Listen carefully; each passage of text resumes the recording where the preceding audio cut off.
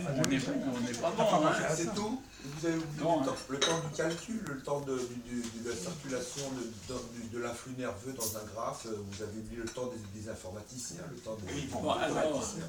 Le temps des hommes d'affaires. Le temps des astronomes. Alors, ce sont les astronomes qui ont, avec le temps, les relations les plus compliquées. Le temps solaire vrai, midi quand le soleil passe au sud. Le temps solaire moyen, parce que le temps solaire vrai n'est pas régulier. Et puis le temps civil, le temps UTC, le temps de Greenwich, le temps TAI, temps atomique international. Alors le UTC est lié au TAI d'une drôle de façon. Le TAI, c'est 50 horloges réparties sur le monde, qui d'ailleurs ne vont pas tout à fait à la même vitesse les unes et les autres, parce qu'il y a des effets relativistes. Mais enfin, on a défini une certaine moyenne qui est le TAI. Lui, il est le plus régulier des temps que nous connaissons, je ne dirais pas plus. TAI, ça veut dire temps astronomique international. Temps atomique. Temps atomique international. Il a détrôné les temps astronomiques en 1967. C'est quoi, c'est le césium? Oui, oh là là. Bon, d'accord. Le novo hyper fin du sixième. Ça change. Ça, vous trouvez dans le dictionnaire la définition. Et TAI, ça veut dire quoi? Temps atomique. Alors, le temps UTC. Le temps UTC, c'est celui des horloges. Hein? Bon, plus d'1 heure ou 2 heures ou 3 heures ou moins si on est à l'est ou à l'ouest, mais le temps UTC se rapproche beaucoup du temps de Greenwich d'autrefois. Voilà. Ça veut dire quoi, UTC? UTC, Universal Time Coordinated. Bah oui, ils voulaient mettre temps universel coordonné, parce qu'on avait l'habitude de mettre tout ça en français. Mais le TUC, pour les Anglais, ça veut dire Trade Union Congress, c'est-à-dire les syndicats britanniques, et il y avait trop de confusion. Alors, le UTC est défini de la manière suivante. Il est à un nombre entier de secondes du TAI, première chose. Et deuxième chose, il est à moins de 0,9 secondes du temps de Greenwich. Le vieux temps du méridien de Greenwich. Pourquoi? Eh bien parce qu'il rend service aux marins en leur donnant un moyen de mesurer la longitude. Et puis, c'est le temps auquel nous sommes habitués. Si on continuait à vivre sur le TAI, eh bien, on se décalerait peu à peu par rapport au Soleil. Or, le Soleil est un repère beaucoup plus intéressant que le TAI. Bon. Donc, ce UTC est un temps, disons, mixte, un peu spécial, et de temps en temps, on est obligé de rajouter une seconde. Bah oui. Oui, mais à côté de l'heure, je vous embête avec leurs heures. Non, mais ça, t'en as pas parlé, là. Les décalages d'horaire, moi, ça m'énerve. Non, ça, c'est autre chose. Pourquoi Si, parce qu'ils ajoutent des fois 1 heure, c'est bien. Non, mais c'est chiant. On ajoute une seconde quand la Terre a ralenti trop. Oui. Quelquefois, on la retire, mais c'est rare. Et ça se passe toujours le soir du 31 décembre ou du 30 juin. Personne s'en aperçoit, Christian. Ouais. Ce qui est gênant, là tu devrais en parler. Là, ça viendra, c'est autre chose. Non, il n'en parle pas. Il faudrait dire, on en a marre des changements d'horaire. Oui, ça m'énerve. C'est autre chose, on parle pas ça pour les changements d'horaire. Tu sais bien, ils rajoutent 1 heure d'été, tout ça, il y en a marre. Mais les astronomes, ils se règlent uniquement sur le TAI entre eux. Pardon? Les astronomes, les physiciens, ils se règlent sur le TAI, il faut les expériences. Enfin,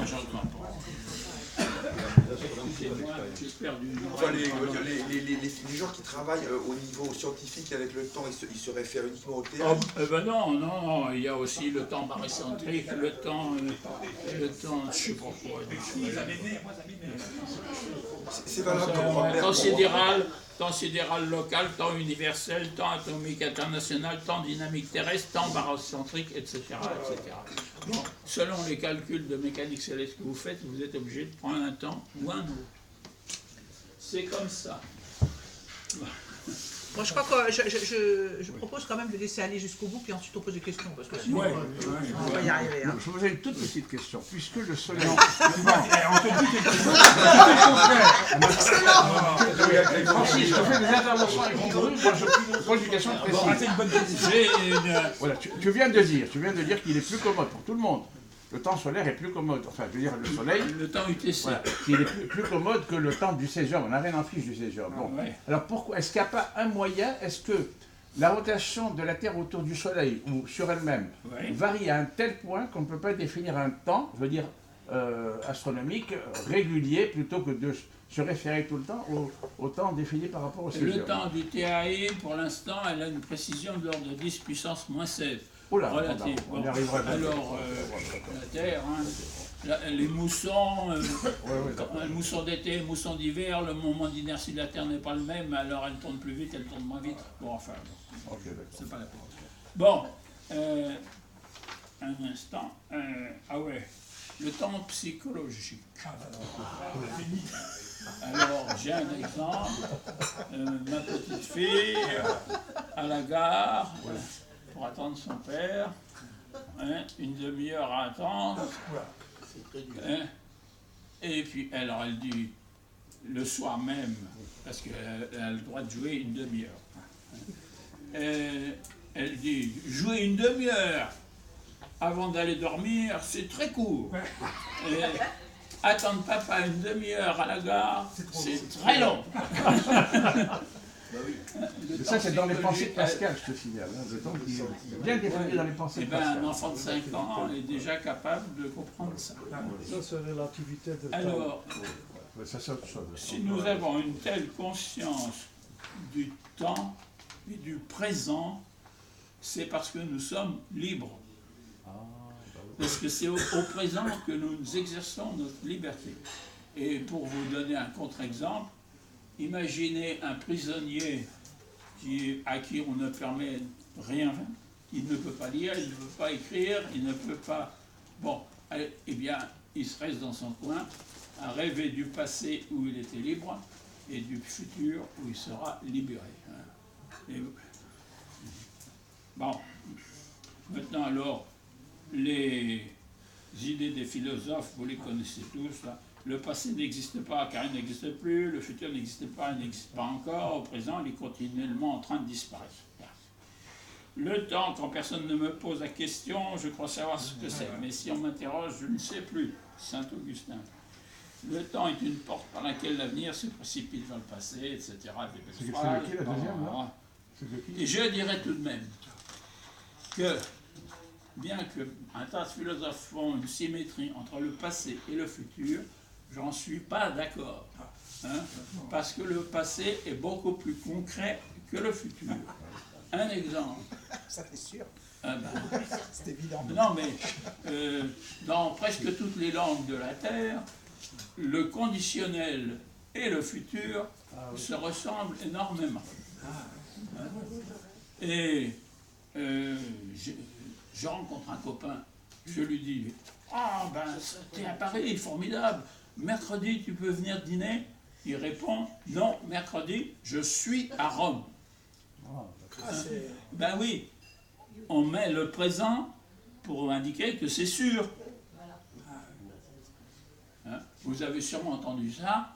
Alors je corrige, tu dis, veut dire tu seras à Rome.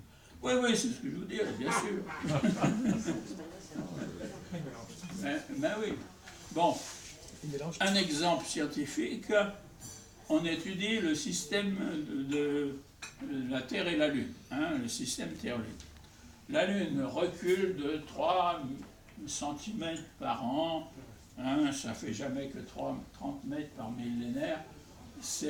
La distance Terre-Lune augmente parce que les marées que la Lune implique sur la Terre freinent la Terre et la conservation du moment cinétique fait que la Lune s'éloigne. Bon, ça veut dire qu'elle était plus près dans le passé. Hein, donc on peut dire que elle était, alors j'ai ici quelques chiffres, mais c'est pas très grave, elle était 20%. Ah oui, alors, attention, cet effet est très variable. Il dépend de la profondeur des mers sur Terre, que les mers soient gelées ou pas, c'est très différent. et ainsi de suite. Donc on a un certain nombre de difficultés à relever le passé dans ces conditions. Mais le passé laisse des traces dans le magnétisme, la géologie, etc. Par contre, le futur, c'est une construction intellectuelle. On dit dans 1 milliard d'années, la Lune sera 20% plus loin. Peut-être, mais à condition qu'il n'y ait pas un phénomène bizarre qui vienne s'interposer, ou bien qu'une étoile passe à côté du Soleil et bouleverse le système solaire. Ça peut arriver. Donc le futur est une construction intellectuelle, c'est très différent.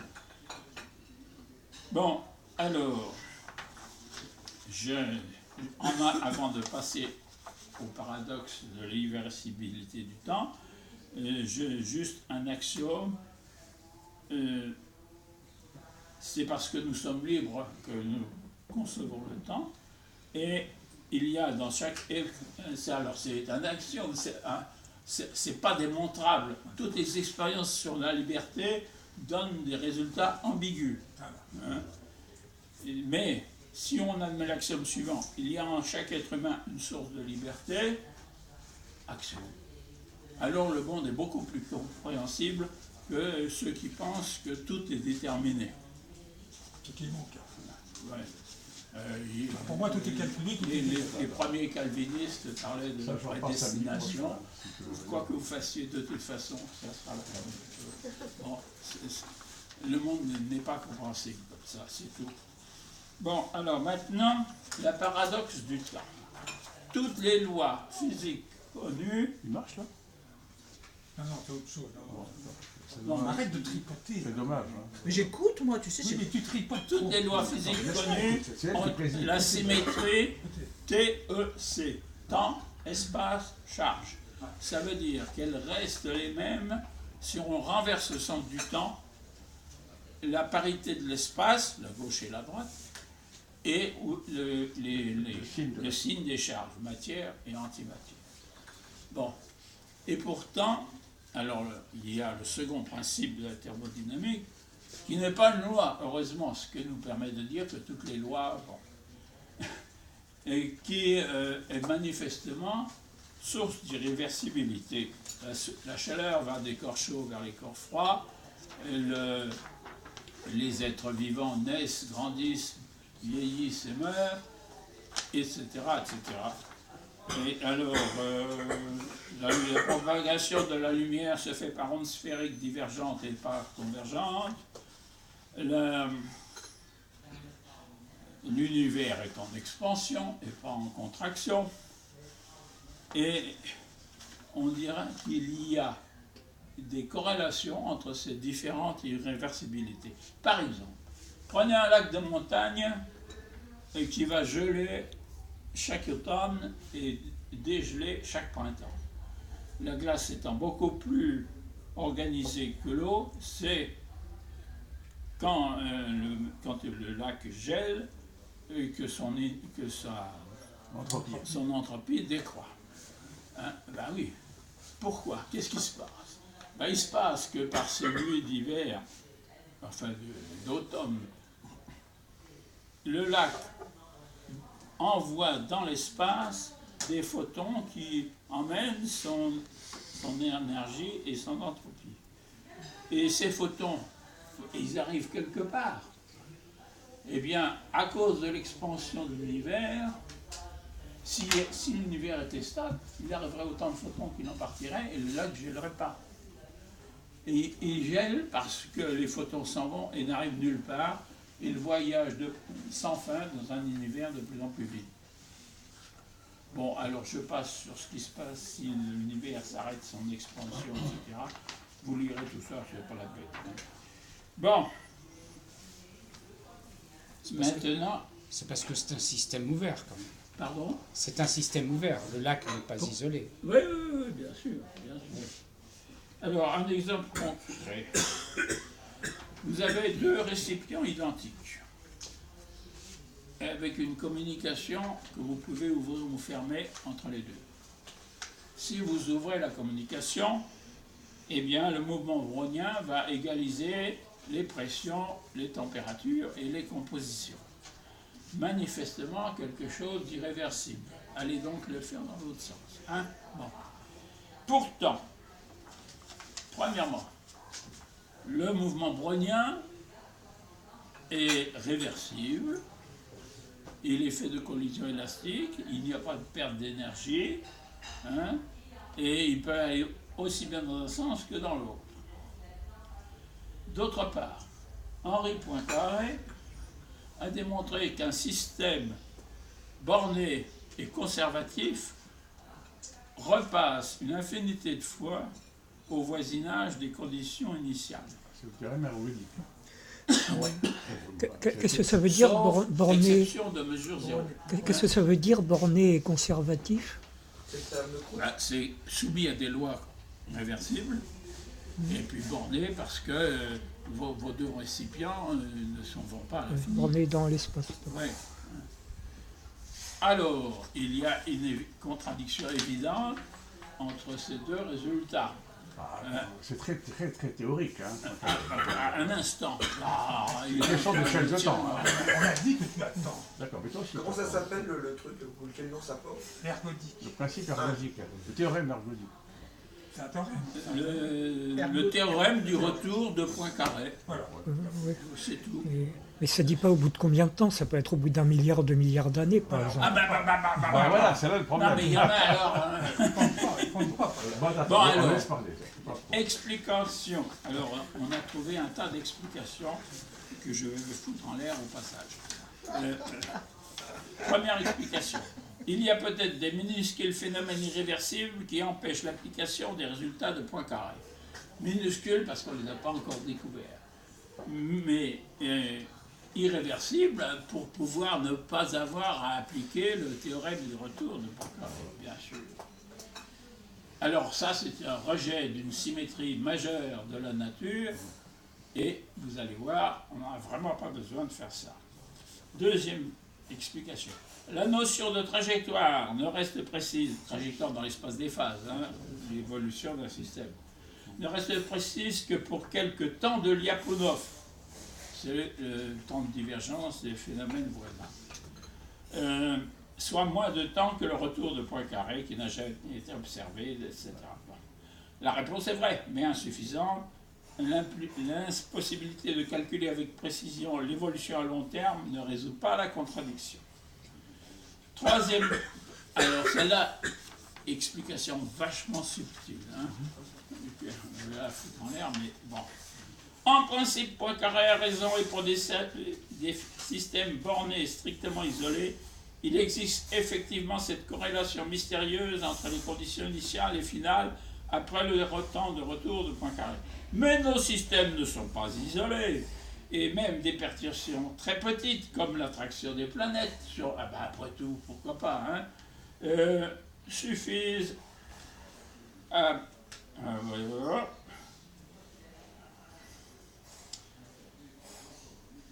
Je suis désolé. Voilà. Suffisent à détruire toute cette corrélation. Eh bien, ces corrélations mystérieuses sont imaginaires. C'est d'une manière naturelle que le système retourne vers tous les états accessibles à partir des conditions initiales. Les perturbations très petites ne vont pas modifier l'ordre de grandeur du temps de retour de Poincaré, même s'il est exact qu'elles peuvent modifier l'évolution en peu de temps, les fameux temps de Lyapunov. Bon, alors, la réponse probable. Je ne vous l'impose pas, mais j'espère que vous... eh bien, c'est parce qu'un système est à évolution chaotique, sensible aux conditions initiales, hein, et qu'il dépend de milliards de paramètres, tandis que nous n'en mesurons que quelques-uns, de matière statistique, c'est-à-dire la température, la pression, des choses comme ça, que nous ne constatons presque aucune corrélation entre états successifs à de larges intervalles, et que le temps de retour de Poincaré est immense, bien supérieur à l'âge de l'univers. C'est Elle avait raison.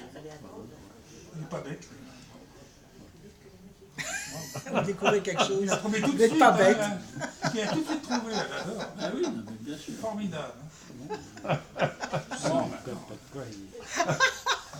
les évolutions chaotiques compensent leur impossibilité de prévision déterministe par d'excellentes prévisions statistiques. Elles donnent un sens aux éléments statistiques. Et cette excellence est liée au chaos lui-même qui introduit l'aléatoire en permanence. Il nous est impossible de prévoir le mouvement futur d'une molécule dans un mouvement brownien, mais nous pouvons modéliser très bien ces éléments statistiques que sont la température et la pression. Alors avant de vous présenter un modèle très simplifié, et qui, je pense, ne laissera pas de place au doute, je vous prie de considérer la nature telle que nous la connaissons. À toutes les échelles, alors l'échelle quantique, puis atomique, microscopique, l'échelle humaine, l'échelle géographique, l'échelle astronomique et l'échelle cosmologique. À toutes les échelles de la nature, les mouvements chaotiques déstabilisent les éléments de l'échelle considérée, la position, la vitesse d'une molécule, mais stabilisent les éléments statistiques correspondants, la température, la pression. Bon. Et ceci jusqu'à l'échelle astronomique. Alors les phénomènes sont emboîtés les uns dans les autres, comme ça. Et à l'échelle astronomique, l'élément essentiel, c'est le centre de gravité d'un astre.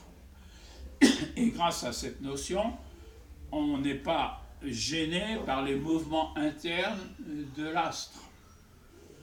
Quand même, on peut calculer son mouvement et son retour, le lever, le coucher, etc. Même sans connaître tous les mouvements qui se passent à l'intérieur de Saturne, Jupiter, tout ce qu'on veut, le Soleil aussi bien. Alors, l'exemple concret dont je vous parlais tout à l'heure. Donc, vous avez deux récipients identiques et une communication entre les deux que vous pouvez ouvrir ou fermer à volonté. On va mettre 1 milliard de molécules dans ces deux récipients.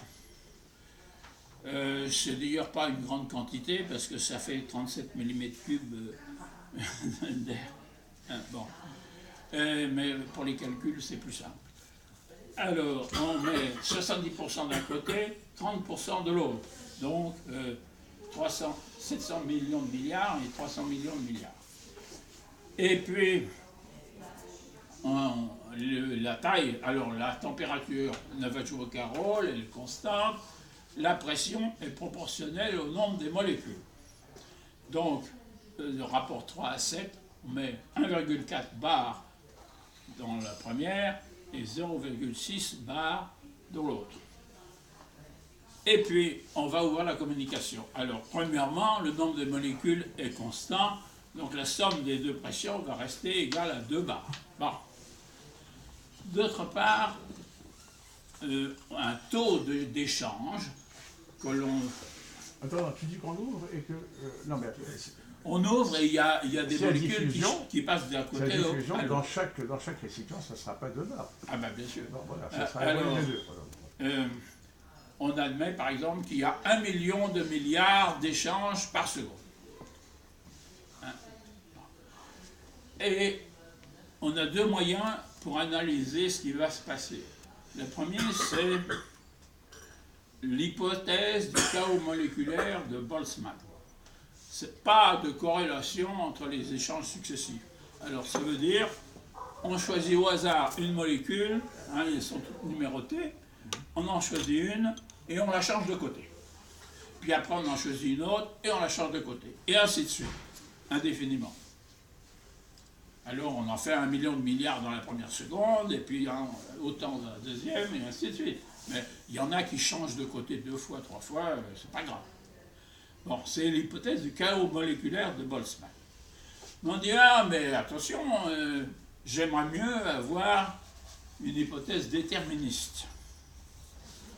C'est-à-dire savoir dès le départ quelles sont toutes les molécules qui vont changer de côté et dans quel ordre. Par exemple, je prends le nombre pi, dont on connaît 51 milliards de décimales, Et les 18 premières vont m'indiquer, alors 1, 4, 1, 5, 9, 2, 6, 5, 3, 5, 8, 2, 3, 2, 3, etc. Les 18 premières vont indiquer le numéro de la molécule qui doit être changée. Et puis les 18 suivantes, la deuxième, et les 18 suivantes, la troisième. C'est un truc tout à fait déterministe. Hein, bon.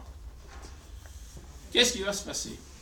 Eh bien, l'hypothèse du chaos moléculaire de Boltzmann a l'avantage de permettre les calculs de probabilité. Et on obtient ceci. Eh bien, tout simplement, le côté où il y a le plus de molécules, on verra plus de molécules en face que l'autre. Donc, les pressions vont s'égaliser. Vous remplacez le phénomène réel par le phénomène moyen. Et dans le phénomène moyen, eh bien, vous avez une tendance exponentielle vers l'équilibre. Bon. Mais, il faut aussi, en bon probabiliste, regarder quelle va être l'évolution de l'écart-type. L'écart-type est croissant, mais il reste borné à 1 milliardième de bar, c'est-à-dire 1 décimillipascal. Alors, si vous faites vos mesures avec une précision de 5 millipascal, très bonne précision, ça fait 50 écarts-types.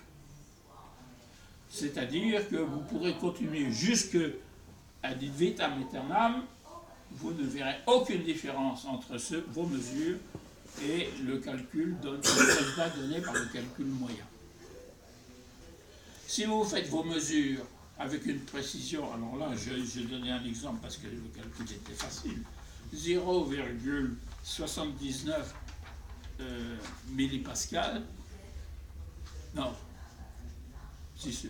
décimillipascal, alors là, non, 0,79 millipascal, 7,9 écart-type. Voilà. Dans ce cas-là, vous constaterez une fois tous les 2 ans en moyenne une petite fluctuation qui ne durera pas, et puis plus tard une autre, et puis et qu'est-ce qui se passe? Et alors, le temps de retour de Poincaré? Eh bien, le temps de retour de Poincaré est très long, mais il est calculable. Alors, tenez-vous bien. Si l'on élimine une probabilité de 10 puissance moins 200, c'est-à-dire on élimine les phénomènes qui n'apparaissent jamais dans toute l'histoire de l'univers. Et bien dans ce cas-là, le temps de premier retour de Poincaré aura lieu auprès 10 puissance R seconde. Hein, je suis obligé parce que c'est un nombre énorme. 10 puissance R, c'est R qui est le calcul, évidemment. R est entre 35,7